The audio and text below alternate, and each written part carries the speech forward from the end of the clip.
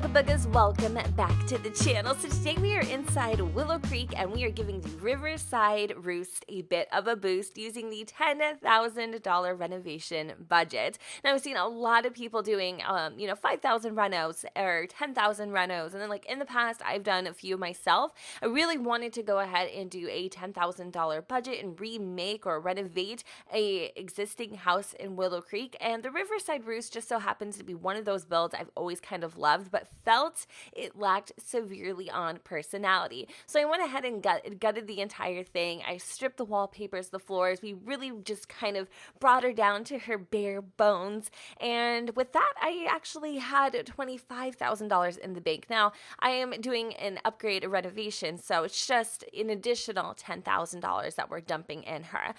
So I kind of wanted to keep the exterior intact. I didn't really want to take away from, the structure or change her completely, because then it's not really a renovation. It's essentially changing the entire house. Like if you add on a room or second floor, that's a reno, and like the character of the home is still pretty much intact. But I feel like if I was to, like just start taking roofs off and like all that stuff, like just realistic build, I guess, is what I'm trying to go for, or addition. So anyway, I wanted to play a little bit with the brand new railing that we got in an update a few updates ago, and I really liked the way that I incorporated it onto the porch. I also went ahead and added in some like border type columns to give it that look that I love, and then I also kind of matched it onto the roof. I changed the roof from like the kind of raggedy, like shingly looking texture to more scalloped and elegant roof look, I guess. I don't know.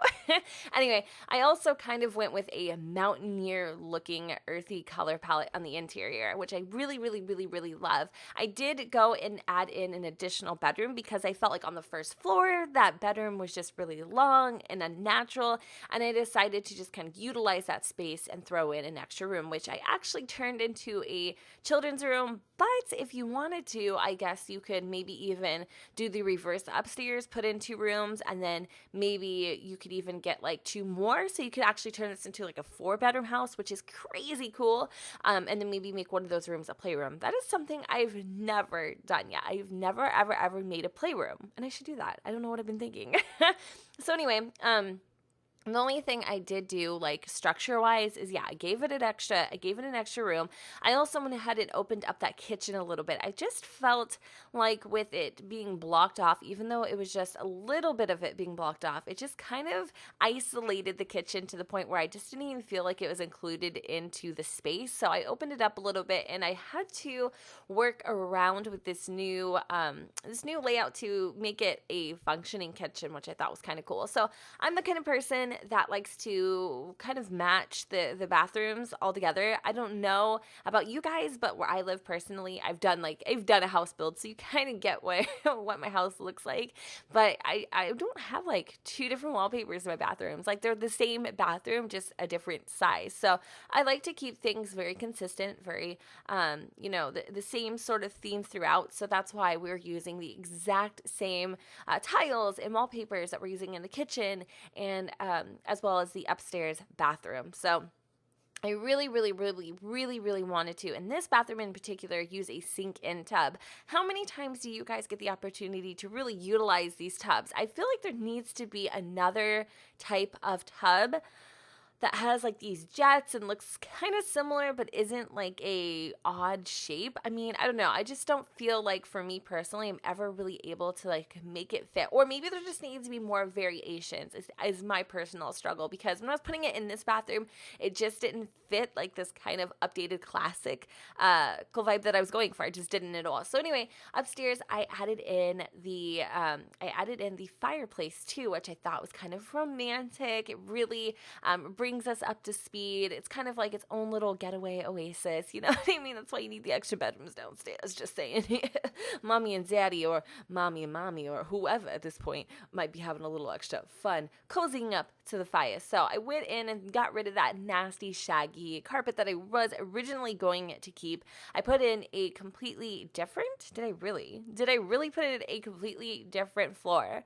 I don't know, this is a renovation, right? So not every time when you go in and do reno, it's going to be perfect. But I did that, and then I was going to kind of give it like this executive wallpaper. But then I felt like that just, again, didn't fit like the theme that I was going for personally. Now, something I've been totally utilizing lately are these rugs. I love them. They're like these little furry faux luxe rugs, I guess. I love those so freaking much. And I feel like they're a cheap addition to spruce up any room. And I meant to tell you earlier, or, well, I didn't get to that, but I was going to tell you, I'm really proud of my interior design on this build in particular. I feel like it really translated well with the thought that I had in my head and what kind of look I was going for.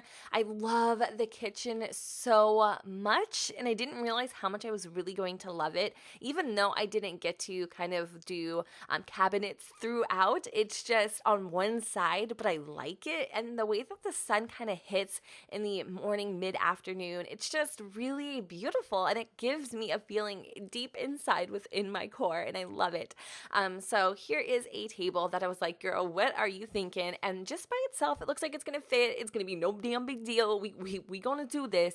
But then I realized, like, it's really big, so what are you gonna do with it? So we're gonna be spending the next like couple seconds here just trying to figure out how I'm going to make this work.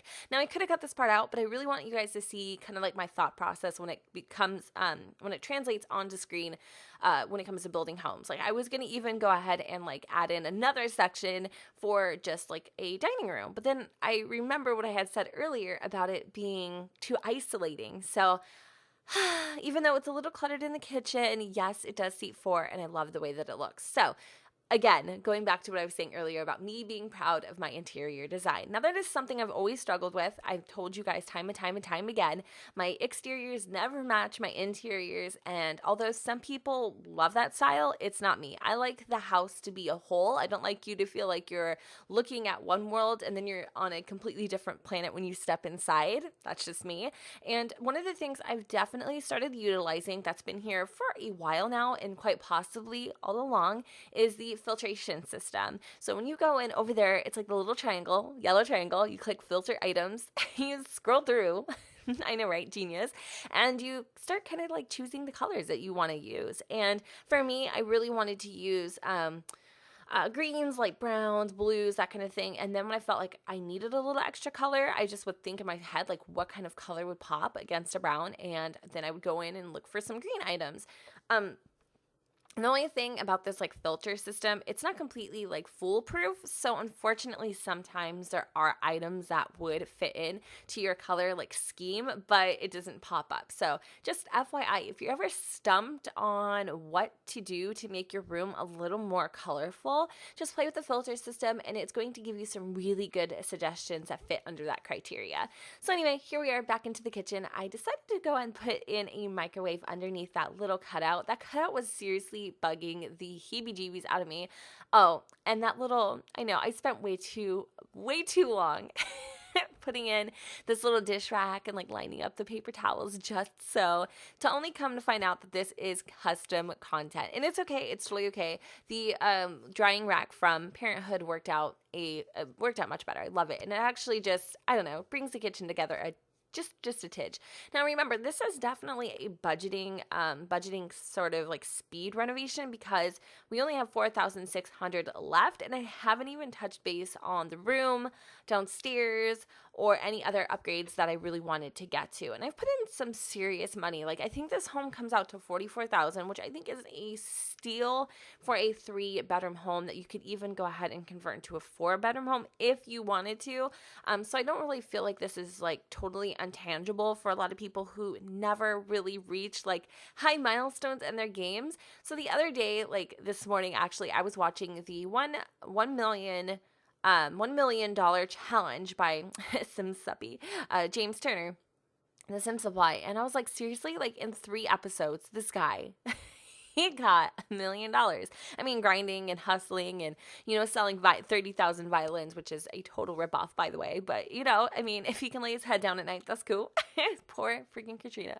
But yeah, so I was like, and I can't even break like the $100,000 mark. Like, I think my most successful sim in the entire world, and like almost completely on her own too, had to be June. She is seriously like a boss babe. So anyway, I hope that this is within that realm of affordability for you guys. So this room here actually is very special to me because I feel like it's something I normally don't do. I had a thought. I wanted to go with some sort of like outdoorsy mountaineer theme, and I really love it even though it is simple and simplistic and honestly not that expensive. I just like it. It really does feel personable. Like it feels like I made this for a little boy or little girl who just loves the great outdoors. I really do like it. And then I was going to throw in some, so you can totally see me using this filter system out the yaya in this video. Like it's crazy.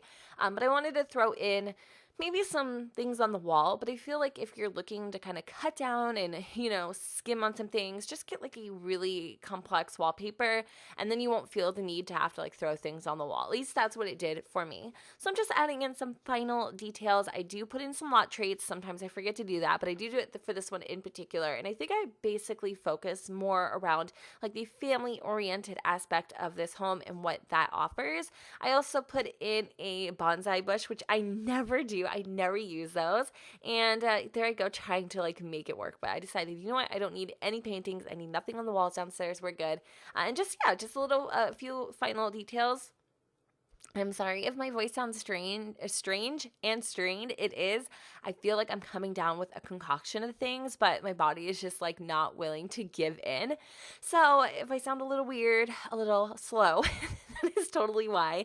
But yeah, I hope you guys enjoyed the speed renovation. If you did, please let me know in the comments down below where the sun does not shine. And with that said, don't forget to go ahead and comment, rate, and subscribe, and I will see you all next time.